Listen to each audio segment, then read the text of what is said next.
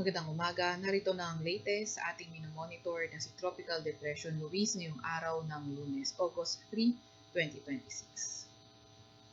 Narito ang ating latest satellite image kung saan ito nga si Tropical Depression Luis kaninang alauna ng madaling araw huling namataan sa layong 125 km silangan ng Baler, Aurora. Ito ay nagtataglay ng lakas na hangin na 55 km per hour malapit sa sentro at bugso na abot sa 70 km per hour. Kumikilo sa direksyong west-northwest sa bilis na 15 km per hour. Ito ang si Tropical Depression Luis ay nagdadala pa rin ng mga paulan sa malaking bahagi pa rin ng Luzon area. Narito naman yung ating forecast graph kay Bagyong Luis.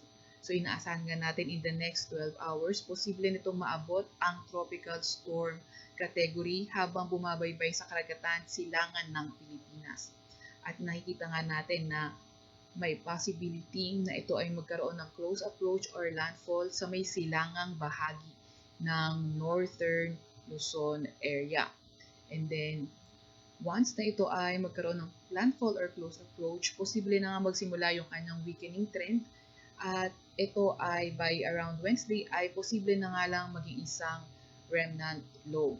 So itong area, yung enclosed area na ito, ang tinatawag nating area of probability. So kung nagkaroon ng shift sa movement ng bagyo, posible itong mapunta dito sa may area of probability. So paalala lang po ay uncertain pa nga itong track ni Bagyong Luis at posible pang magbago. Kaya patuloy pa rin tayo mag-antabay sa mga ilalabas na update ng Pag-asa.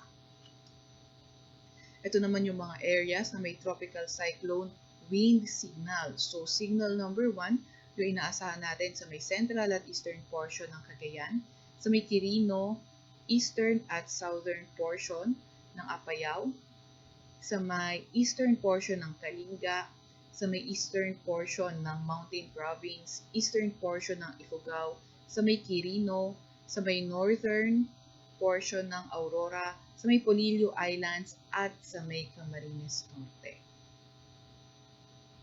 Ito naman yung ating weather advisory updated kaninang 11 p.m. kung saan kagabi hanggang bukas ng gabi ay posible yung 50 to 100 mm na mga pag-ulan sa may Cagayan, Isabela, Quirino, Nueva Vizcaya, Benguet, La Union, Pangasinan, Tarlac, Zambales, Nueva Ecija, Aurora, Bulacan at Quezon. So pag 50 to 100 mm yung mga pag-ulan, posible yung mga flooding sa urbanized, low-lying near rivers at landslide sa mga highly susceptible areas.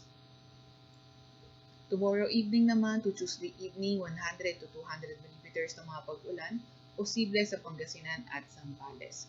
50 to 100 mm ng mga pag-ulan naman sa Ilocos Sur, La Union, Benguet, Nueva Vizcaya, Quirino, Isabela, Aurora, Nueva Ecija, Tarlac, Pampanga, Bulacan, Metro Manila, sa may Rizal, Bataan, Cavite, Batangas at Occidental Mindoro.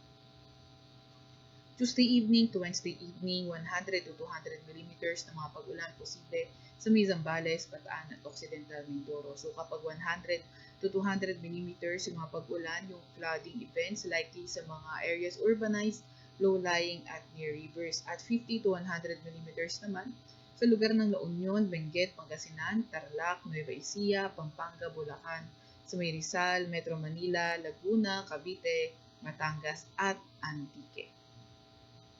Itong mga lugar naman na ito, wala itong signal pero posibleng makaranas ng mga bugso ng mga malalakas na hangin dulot nga ng southwest monsoon at itong periphery nitong si Luis ngayon at bukas sa malaking bahagi ng Luzon at Visayas, Lanao del Norte, Misamis Occidental, Camiguin, Surigao del Norte, Dinagat Island, Sarangani, Davao Occidental at Davao Oriental.